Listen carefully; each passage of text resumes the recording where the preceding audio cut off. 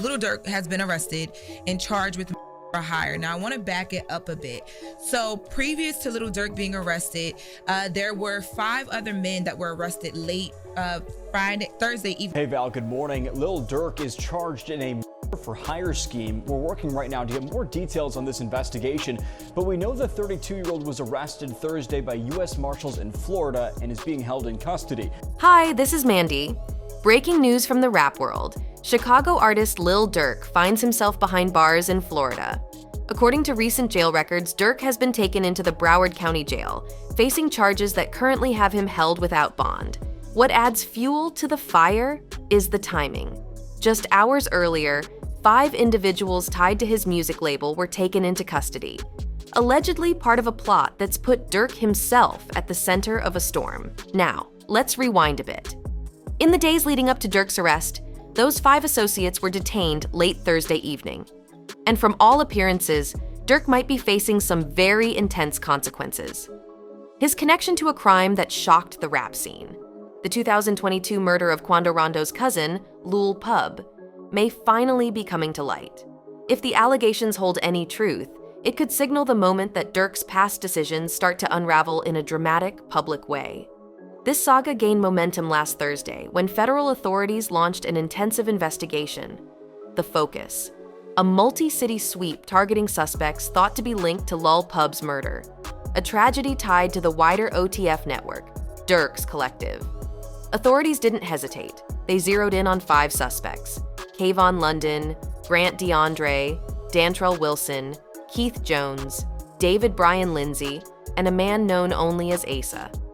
Each faces a laundry list of charges, including conspiracy to commit murder for hire and using a firearm in a violent crime. Charges that make this ordeal feel as twisted and dark as a crime novel. What's even more jarring? The prosecutors are convinced there's evidence that goes well beyond circumstantial. Flight records, rental cars, all allegedly tied to an OTF-linked credit card, create a paper trail that seems to speak volumes. And if the suspicions are true, this trail leads back to someone within Durk's inner circle, who may have been dangling lucrative music deals to motivate others to go after Quando Rondo. As if things weren't already chaotic, the latest developments hint at something even more explosive. A betrayal from within Durk's trusted circle. Word has it that someone from his own team may have been working with law enforcement. A double cross that could turn everything on its head. According to reports, the alleged informant is none other than OTF Jam, a member who was reportedly wearing a wire for years. This undercover setup allowed him to collect evidence, bit by bit, that could now bring Durk's empire crashing down. For someone like Durk, who's managed to stay one step ahead of his troubles, this betrayal might just be the breaking point. The online response has been wild. Social media is buzzing with reactions from fans and followers who have seen this situation play out before with other artists. Comments are pouring in, with many fans saying things like, "It really be your own people." Some are drawing comparisons to other cases, like YNW Melly's, wondering if Durk's story might take a similar turn. Others are treating it like a spectacle, as though the whole drama unfolding is part of some suspense thriller. The tension is high, with people expecting that the story will only get messier as new details emerge. Adding to the irony, just last month, Durk had announced on social media that he was finally free of any criminal charges. In a triumphant post, he declared, "My background is clean. I ain't a felon no more."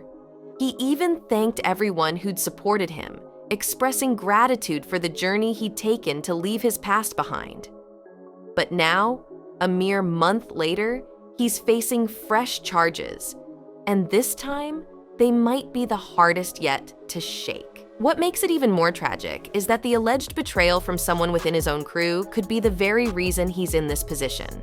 Amid all the turmoil, an unexpected video clip has resurfaced, adding even more fuel to the fire.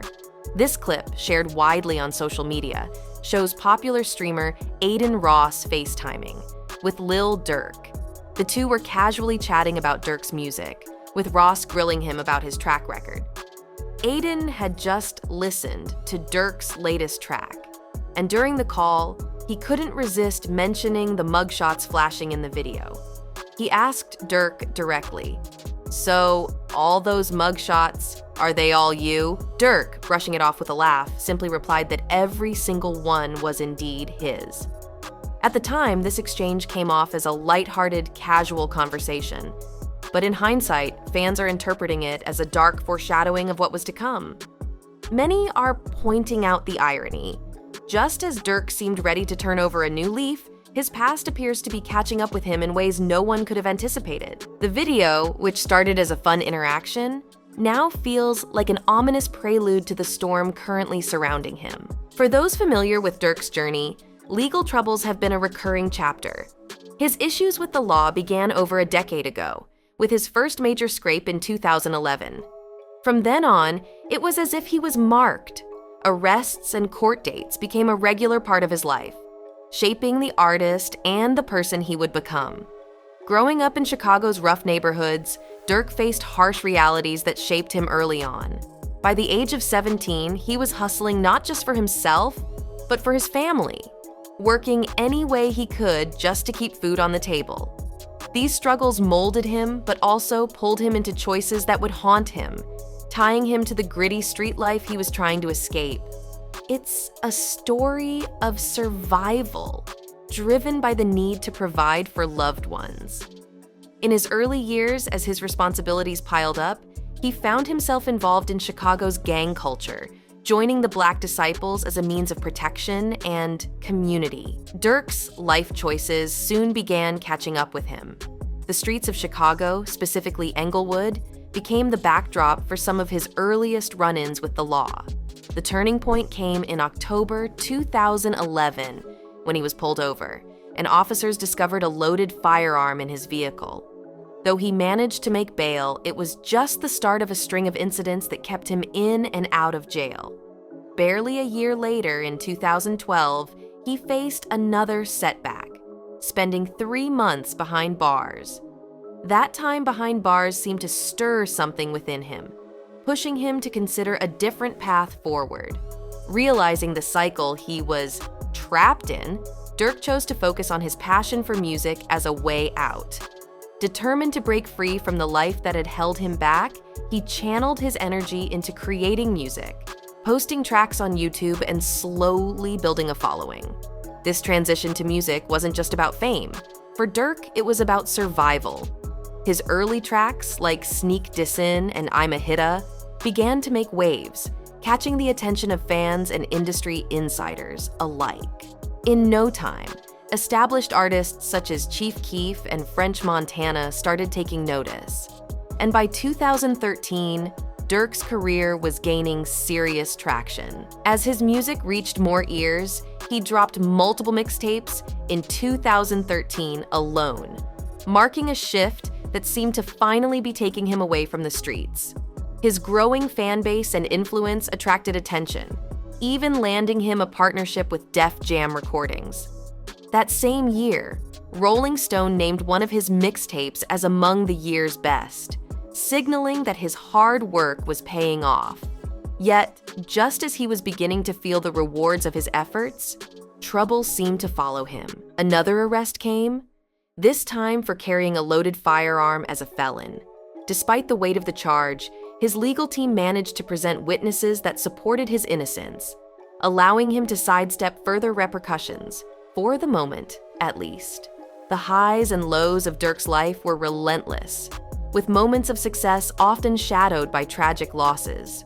In May 2014, Durk's cousin, known as OTF Nunu, was fatally shot just days after signing a record deal. Nunu had been on his way to a promising career, but in a brutal turn of fate, he was ambushed while driving, and his car crashed into a storefront, cutting his life short at only 21.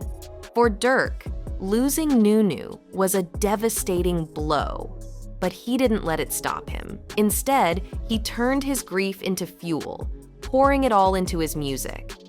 This resilience helped him climb higher, catching the attention of influential voices in the industry. That same year, Durk was named among the freshman class of 2014 by XXL magazine, a recognition that gave a nod to his rising stardom. Yet, as his star continued to rise, so did the intensity of the obstacles around him. Just a year later, in 2015, his close friend and manager, OTF Chino, was killed shortly after he and Durk had spoken. Chino had been a rock in Durk's life, helping him navigate his career through the ups and downs. The pain of losing Chino was overwhelming, hitting him while he was still in the studio, trying to create. In an instant, the phone call they'd had just moments before transformed into a memory haunted by loss. Amidst all this personal tragedy and the dangers that seemed to follow him, Durk continued to grow his fan base, touring across the country, performing for sold-out crowds, and keeping his music at the center of his life. But fame has its own risks. The more Durk climbed the ladder, the more the struggles of his past seemed to reappear. Even when he was far from Chicago, old feuds and rivalries would flare up, reminding him that his past was never too far behind. In September 2015, just before a big show in Philadelphia, gunshots struck his tour bus, tragically killing someone in the crowd. While Durk wasn't taken into custody, the incident served as a stark reminder of the dangers that came with his life and the legacy he carried.